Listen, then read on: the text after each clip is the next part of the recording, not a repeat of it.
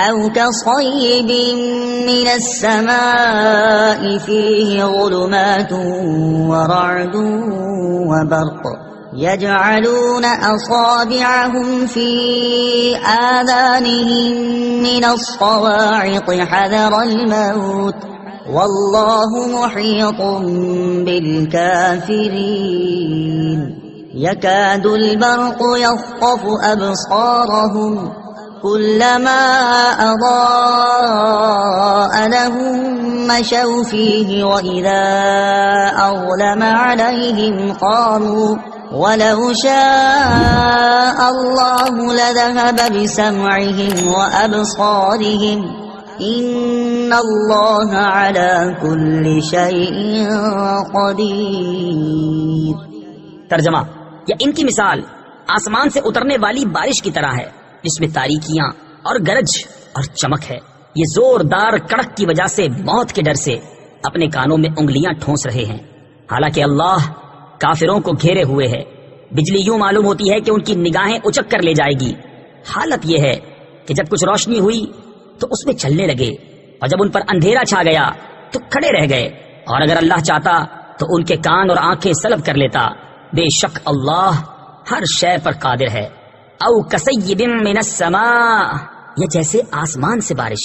تفسیر صراط الجنان میں ہے ہدایت کے بدلے گمراہی خریدنے والوں کی یہ دوسری مثال بیان کی گئی ہے، اور یہ ان منافقین کا حال ہے جو دل سے اسلام قبول کرنے اور نہ کرنے میں متردد رہتے تھے.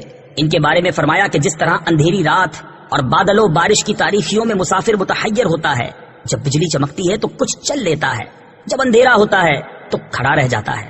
اسی طرح اسلام کے غلبے اور معجزات کی روشنی اور آرام کے وقت منافق اسلام کی طرف راغب ہوتے ہیں، اور جب کوئی مشقت پیش آتی ہے تو کفر کی تاریکی میں کھڑے رہ جاتے ہیں اور اسلام سے ہٹنے لگتے ہیں. اور یہی مقام اپنے اور بیگانے، مخلص اور منافق کے پہچان کا ہوتا ہے. منافقوں کی اسی طرح کی حالت سورہ نور آیت نمبر 48 اور 49 میں بھی بیان کی گئی ہے. علی کل شیء قدیر، اللہ تعالی ہر شے پر قادر ہے.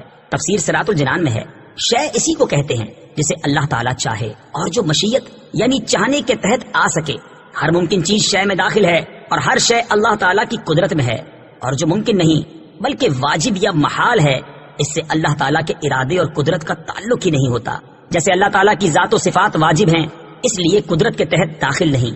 مثلا یہ نہیں ہو سکتا کہ اللہ تعالیٰ چاہے تو اپنا علم ختم کر کے بے علم ہو جائے یا معاذ اللہ جھوٹ بولے. یاد رہے کہ ان چیزوں کا اللہ تعالیٰ کی قدرت کے تحت نہ آنا اس کی قدرت میں نقص و کمی کی وجہ سے نہیں، بلکہ یہ ان چیزوں کا نقص ہے کہ ان میں یہ صلاحیت نہیں کہ اللہ تعالیٰ کی قدرت سے متعلق ہو سکیں. یا ایھا الناس اعبدوا ربکم الذی خلقکم والذین من قبلکم لعلکم تتقون. ترجمہ: اے لوگو، اپنے رب کی عبادت کرو جس نے تمہیں اور تم سے پہلے لوگوں کو پیدا کیا، یہ امید کرتے ہوئے عبادت کرو کہ تمہیں پرہیزگاری مل جائے. یا ایھا الناس، اے لوگو.